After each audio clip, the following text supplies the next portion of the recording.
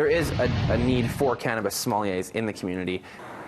If you don't know a lot about cannabis, talking to a cannabis sommelier might be the best thing to do after legalization.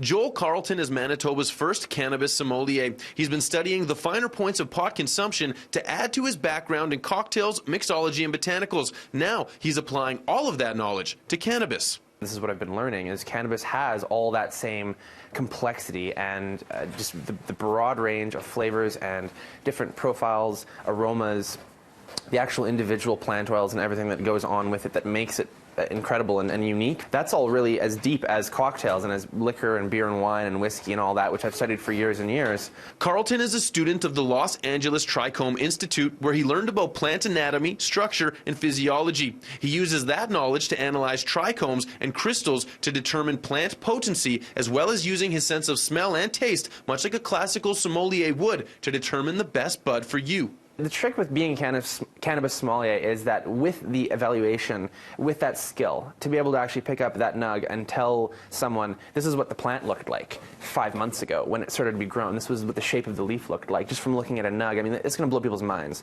The reason why we need cannabis sommeliers is because everything that we learned for so long was sitting on the couch beside our buddy who passes us the bong, and that's who teaches us about marijuana. Carlton thinks he's in a budding segment of the industry, and the skills and knowledge that he can share with consumers is going to be in growing demand as the legalization date opens up marijuana to Manitobans in a way that's never been possible before.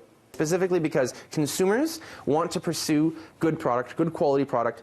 They don't really even know how yet to identify it. That's the first problem, is they think it's strain name and THC percentage, which is not. It's a whole big thing. We have to look at terpenes. We have to look at the freshness. How long ago was it cut down from the grower? How long ago was it harvested and then into the trim? Was that done properly? Was it into the cure? Was that done properly? How long after that, when it's in its final jar, ready for, like, it's saleable? And that's really significant, especially in cannabis, coming out of a black market industry. In Winnipeg, Mark Neufeld, City News.